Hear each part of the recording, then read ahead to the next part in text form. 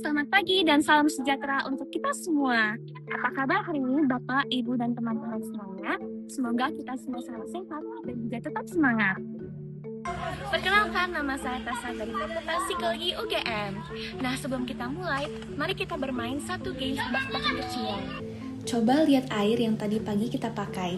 Air untuk membuat teh, untuk memasak, atau mencuci. Sudah terbayang? Nah, sekarang pertanyaannya, air itu asalnya dari mana ya? Dari sumur, atau dari PDAM, atau dari galon isi ulang? Dan ini pertanyaan yang lebih seru lagi.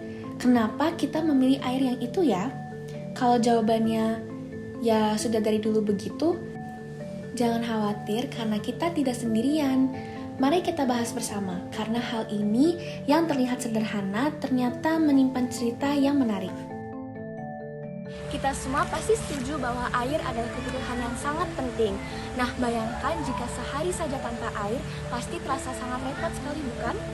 Menurut Organisasi Kesehatan Dunia atau WHO pada tahun 2022, air yang bersih dan aman itu sangat penting bagi kesehatan kita. Karena air yang tercemar bisa membawa berbagai penyakit.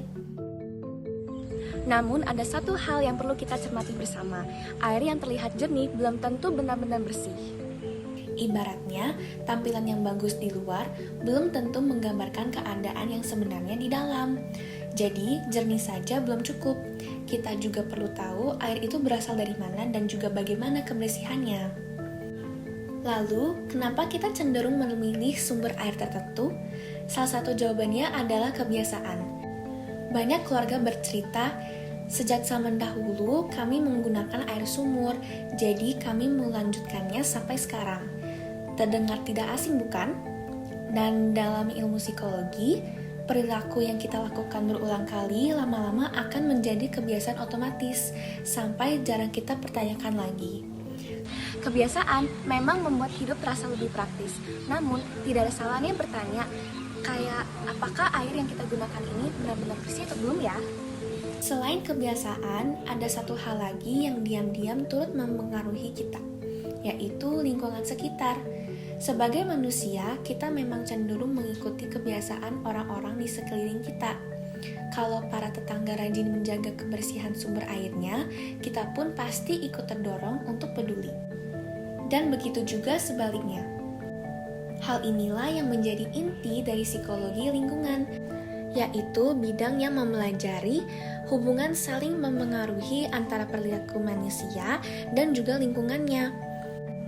Kepedulian seseorang terhadap lingkungan itu dipengaruhi oleh nilai yang ia yakini, kebiasaan orang-orang di sekitarnya, dan juga keyakinan bahwa ia mampu membuat perubahan. Jadi, pilihan kita mengenai air sesungguhnya bukan sekedar urusan pribadi, melainkan juga bagian dari kebersihan kita sebagai warga. Namun, ada kabar baik untuk kita semua. Kebiasaan itu dapat kita perbaiki dan perubahannya bisa dimulai dari hal yang paling sederhana, yaitu kesadaran. Ketika kita mulai menyadari dampak dari perilaku kita dan merasa memiliki tanggung jawab, kita akan lebih terdorong untuk bertindak lebih bijak terhadap lingkungan.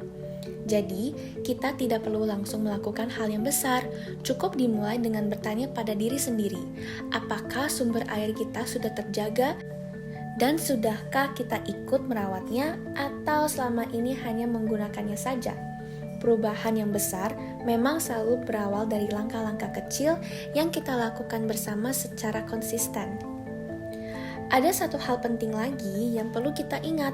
Menjaga air ternyata tidak bisa dipisahkan dari menjaga tanah. Keduanya ibarat sahabat baik yang selalu saling mendukung. Tanah yang sehat dan banyak perpohonannya mampu menyerap dan menyimpan air dengan lebih baik, sehingga cadangan air kita tetap terjaga terutama saat musim kemarau. Sebaliknya, kalau lingkungan rusak, kemampuan tanah dalam menyimpan air akan menurun dan juga resiko kekeringan pun meningkat. Jadi, ketika kita peduli pada air, sesungguhnya kita juga sedang menjaga tanah dan lingkungan kita secara keseluruhan. Bapak, Ibu, dan teman-teman semua, marilah kita lebih bijak untuk mengenali dan juga menjaga sumber air yang ada di sekitar kita. Karena kita tidak harus memulai dengan hal yang besar. cukup dengan langkah-langkah kecil yang kita bisa lakukan bersama-sama. Sebab dengan menjaga air, berarti kita turut menjaga tanah dan juga menjaga kesehatan keluarga dan menjaga masa depan anak serta cucu kita kelak. Demikian yang dapat saya sampaikan. Semoga video ini bermanfaat dan menyenangkan untuk kita semua. Terima kasih banyak atas perhatiannya. Sampai jumpa.